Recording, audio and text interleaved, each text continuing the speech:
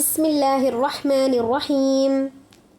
ابو ہریرہ رضی اللہ تعالیٰ عنہ بیان کرتے ہیں کہ رسول اللہ صلی اللہ علیہ وسلم نے فرمایا، اللہ نے فرمایا انسان کا ہر عمل اس کے لیے ہے سوائے روزے کے کہ وہ صرف میرے لیے ہے اور میں ہی اس کی جزا دوں گا، اور روزہ ڈھال ہے، پس جب تم میں سے کوئی روزے سے ہو تو وہ بے حیائی کی باتیں نہ کریں، نہ شور و غل کریں۔ اگر کوئی اسے گالی دے یا اس سے لڑائی جھگڑا کرے تو یہ کہہ دے کہ میں تو روزے سے ہوں۔ ذات کی قسم جس کے ہاتھ میں محمد صلی اللہ علیہ وسلم کی جان ہے، روزے دار کے منہ کی بدبو اللہ کے ہاں کستوری کی خوشبو سے بھی زیادہ پاکیزہ ہے۔ روزے دار کے لیے دو خوشی کے مواقع ہیں جن میں وہ خوش ہوتا ہے۔ پہلا، روزہ افطار کرتے وقت خوش ہوتا ہے، اور دوسرا جب اپنے رب سے ملے گا اپنے روزے سے خوش ہوگا۔ اور مسلم کی روایت میں ہے کہ رسول اللہ صلی اللہ علیہ وسلم نے فرمایا، ہر انسان کے اچھے عمل کو 10 گناہ سے 700 گنا تک بڑھا دیا جاتا ہے۔ اور اللہ تبارک و تعالیٰ فرماتا ہے مگر روزے کا معاملہ دیگر اعمال سے مختلف ہے۔ تخریج صحیح البخاری۔ روزہ گناہوں کا کفارہ ہے۔ حذیفہ رضی اللہ تعالیٰ عنہ بیان کرتے ہیں کہ عمر رضی اللہ تعالیٰ عنہ نے ایک دفعہ کہا، تم میں سے نبی کریم صلی اللہ علیہ وسلم سے فتنے کے بارے میں مروی حدیث کس کو یاد ہے؟ تو حذیفہ رضی اللہ تعالیٰ عنہ نے کہا، میں نے آپ صلی اللہ علیہ وسلم کو فرماتے ہوئے سنا ہے کہ آدمی کا فتنہ گھر، مال اور پڑوسی کے بارے میں ہے، نماز، روزہ اور صدقہ اس کا کفارہ ہے۔ ابو ہریرہ رضی اللہ تعالیٰ عنہ سے روایت ہے کہ رسول اللہ صلی اللہ علیہ وسلم نے فرمایا، 5 نمازیں ایک جمعہ دوسرے جمعہ تک اور رمضان دوسرے رمضان تک کی درمیانی مدت کے لیے گناہوں کا کفارہ ہیں، بشرطے کہ آدمی کبیرہ گناہوں سے اجتناب کرے۔ تخریج صحیح مسلم۔ عبداللہ بن قرط سے روایت ہے کہ عطا بن یسار بیان کرتے ہیں کہ انہوں نے ابو سعید خدری رضی اللہ تعالیٰ عنہ سے سنا، اور ابو سعید خدری رضی اللہ تعالیٰ عنہ بیان کرتے ہیں کہ میں نے رسول اللہ صلی اللہ علیہ وسلم کو فرماتے ہوئے سنا، جو آدمی رمضان کے روزے رکھے، اس کی حدود کو پہچانے اور رمضان کا مکمل احترام کرے اور خیال رکھے تو اس کے سابقہ گناہوں کا کفارہ ہو جاتا ہے۔ تخریج مسند احمد، روایت حسن ہے۔ ابو امامہ رضی اللہ تعالیٰ عنہ بیان کرتے ہیں کہ میں نے رسول اللہ صلی اللہ علیہ وسلم کے پاس آیا تو میں نے عرض کیا، آپ مجھے کسی بات کا حکم کریں جو میں آپ سے اخذ کروں۔ آپ صلی اللہ علیہ وسلم نے فرمایا، روزے رکھا کرو کیونکہ اس کی مثل کوئی نہیں۔ تخریج سنن النسائی، روایت صحیح ہے۔ باب الریان روزے داروں کے لیے خاص ہے۔ سہل بن سعد رضی اللہ تعالیٰ عنہ نبی کریم صلی اللہ علیہ وسلم سے روایت کرتے ہیں کہ آپ صلی اللہ علیہ وسلم نے فرمایا، جنت کے ایک دروازے کو ریان کہا جاتا ہے، قیامت کے دن اس سے صرف روزے دار ہی داخل ہوں گے، ان کے علاوہ اس سے کوئی داخل نہیں ہوگا۔ کہا جائے گا، روزے دار کہاں ہیں؟ تو وہ کھڑے ہو جائیں گے، ان کے علاوہ اس دروازے سے کوئی اور داخل نہیں ہوگا۔ جب وہ داخل ہو جائیں گے تو اسے بند کر دیا جائے گا، پھر کوئی اس سے داخل نہیں ہوگا۔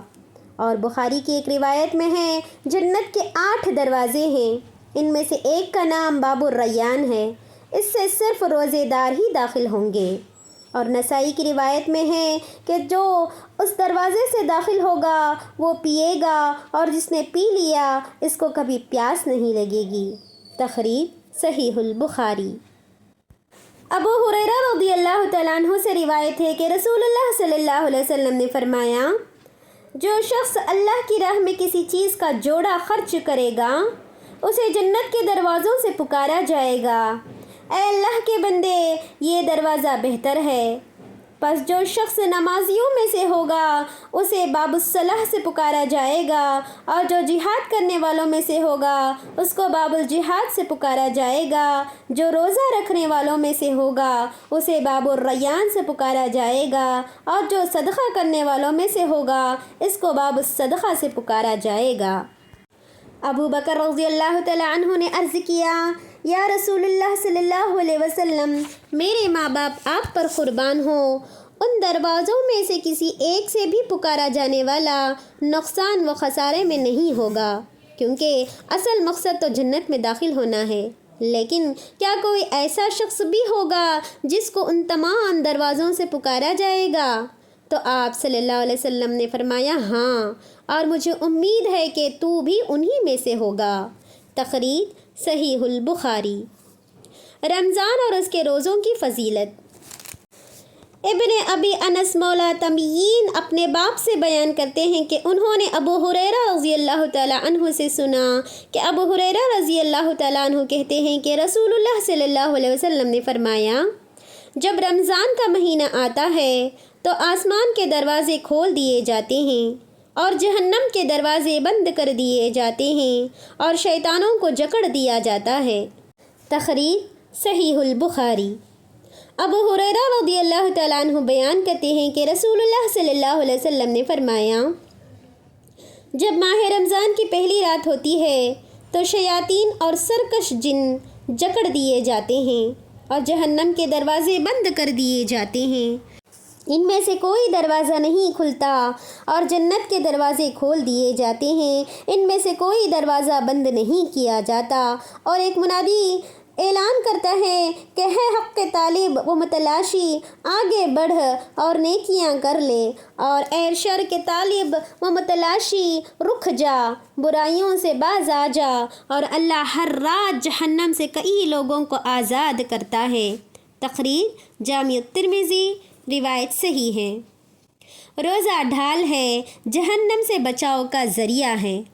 سعید بن ابی ہند روایت کرتے ہیں کہ مطرف جو کہ قبیلہ بنی عامر بن صعصع سے ہیں کہتے ہیں کہ عثمان بن ابی العاص رضی اللہ تعالیٰ عنہ نے ان کے لیے دودھ منگوایا تاکہ اسے پلائیں، تو مطرف نے کہا میں روزے سے ہوں۔ عثمان رضی اللہ تعالیٰ عنہ نے فرمایا میں نے رسول اللہ صلی اللہ علیہ وسلم کو فرماتے ہوئے سنا روزہ ڈھال ہے جیسے تمہارے لیے قتال یعنی لڑائی سے ڈھال ہوتی ہے، اور ایک روایت میں ہے کہ روزہ جہنم سے ایسے ڈھال ہے جیسے تمہارے لیے قتال سے ڈھال ہوتی ہے۔ تخریج سنن نسائی، روایت صحیح ہے۔ علقمہ بیان کرتے ہیں کہ میں ایک دفعہ عبداللہ رضی اللہ تعالیٰ عنہ کے ساتھ چل رہا تھا تو انہوں نے کہا ہم نبی کریم صلی اللہ علیہ وسلم کے ساتھ تھے، تو آپ صلی اللہ علیہ وسلم نے فرمایا جو شادی کی طاقت رکھتا ہے وہ شادی کرے، کیونکہ شادی نظر کی پاکیزگی اور شرمگاہ کی حفاظت کا ذریعہ ہے، اور جو شادی کی طاقت نہ رکھے وہ روزہ رکھے، کیونکہ وہ اس کی شہوت کو کم کرتا ہے۔ تخریج صحیح البخاری۔ اللہ پر ایمان اور ثواب کی نیت سے رمضان کے روزوں کی فضیلت۔ ابو ہریرہ رضی اللہ تعالیٰ عنہ بیان کرتے ہیں کہ رسول اللہ صلی اللہ علیہ وسلم نے فرمایا جو شخص ایمان کے ساتھ اللہ کی رضا کے لیے رمضان کے روزے رکھے تو اس کے سابقہ گناہ معاف کر دیے جاتے ہیں۔ تخریج صحیح البخاری۔ روزے کی فضیلت میں مزید احادیث۔ ابو ہریرہ رضی اللہ تعالیٰ عنہ بیان کرتے ہیں کہ رسول اللہ صلی اللہ علیہ وسلم نے فرمایا تمہارے پاس مبارک مہینہ رمضان آ گیا، اللہ نے اس کے روزے تم پر فرض کیے ہیں، اس میں آسمان کے دروازے کھول دیے جاتے ہیں اور اس میں جہنم کے دروازے بند کر دیے جاتے ہیں، اور اس میں سرکش شیاطین بھی بند کر دیے جاتے ہیں، اور اس میں ایک رات ہے جو 1000 مہینے سے افضل ہے، جو اس کی بھلائی سے محروم رہا تو وہ بھلائی ہی سے محروم ہو گیا۔ تخریج سنن النسائی، روایت حسن لغیری ہے۔ حضرت انس بن مالک رضی اللہ تعالیٰ عنہ بیان کرتے ہیں کہ رمضان کا مہینہ داخل ہوا تو رسول اللہ صلی اللہ علیہ وسلم نے فرمایا یہ مہینہ تمہارے پاس آ چکا ہے، اس میں ایک رات ہے وہ 1000 مہینے سے افضل ہے، جو اس سے محروم رہا وہ تمام بھلائی سے محروم رہا، اور اس کی بھلائی سے صرف محروم ہی محروم ہو سکتا ہے۔ تخریج سنن ابن ماجہ، روایت حسن لغیری ہے۔ سحری کی فضیلت۔ عبدالعزیز بن صہیب بیان کرتے ہیں کہ میں نے انس بن مالک رضی اللہ تعالیٰ عنہ سے سنا، اور انس بن مالک رضی اللہ تعالیٰ عنہ کہتے ہیں کہ نبی کریم صلی اللہ علیہ وسلم نے فرمایا، سحری تناول کیا کرو کیونکہ سحری کھانے میں برکت ہے۔ تخریج صحیح البخاری۔ عمرو بن عاص رضی اللہ تعالیٰ عنہ کے آزاد کردہ غلام ابو قیس سے روایت ہے کہ رسول اللہ صلی اللہ علیہ وسلم نے فرمایا، ہمارے اور اہل کتاب یعنی یہود و نصارہ کے روزوں کے درمیان فرق سحری کھانا ہے۔ تخریج صحیح مسلم۔ عبد الحمید صاحب الزیادی کہتے ہیں کہ میں نے عبداللہ بن حارث سے سنا، وہ ایک صحابی رضی اللہ تعالیٰ عنہ سے بیان کرتے ہیں کہ میں نبی کریم صلی اللہ علیہ وسلم کے پاس آیا تو آپ سحری کا کھانا کھا رہے تھے۔ آپ صلی اللہ علیہ وسلم نے فرمایا، بے شک سحری کا کھانا برکت ہے جو اللہ نے تمہیں ہی عطا کی ہے، اس کو مت چھوڑو۔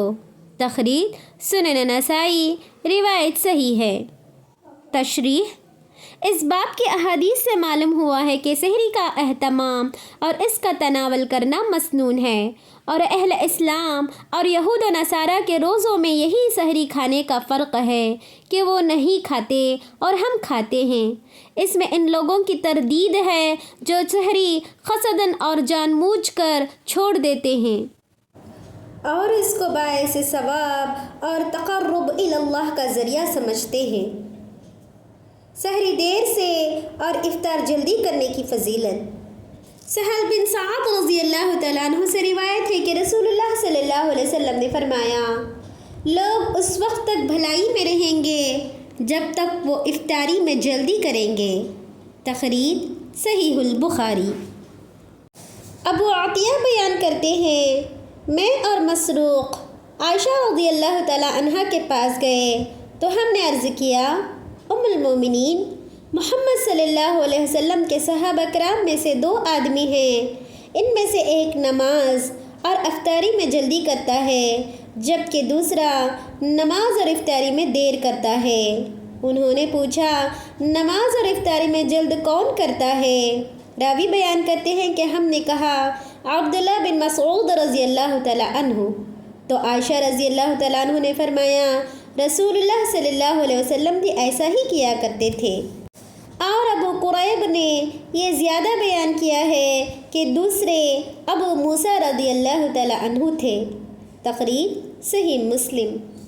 ابو ہریرہ رضی اللہ تعالیٰ عنہ نبی کریم صلی اللہ علیہ وسلم سے روایت کرتے ہیں کہ آپ صلی اللہ علیہ وسلم نے فرمایا، دین اس وقت تک غالب رہے گا جب تک لوگ افطاری میں جلدی کریں گے، کیونکہ یہود و نصارہ افطاری میں دیر کرتے تھے۔ تخریج سنن ابی داؤد، روایت حسن ہے۔ روزے کے دوران بیہودہ گفتگو سے پرہیز کرنا چاہیے۔ ابو ہریرہ رضی اللہ تعالیٰ عنہ سے روایت ہے کہ رسول اللہ صلی اللہ علیہ وسلم نے فرمایا، جو آدمی روزے کی حالت میں جھوٹ بولنا اور اس پر عمل کرنا نہیں چھوڑتا تو اللہ کو اس کے کھانا پینا چھوڑنے کی کوئی ضرورت نہیں۔ تخریج صحیح البخاری۔ روزہ کس چیز سے افطار کرنا مستحب ہے؟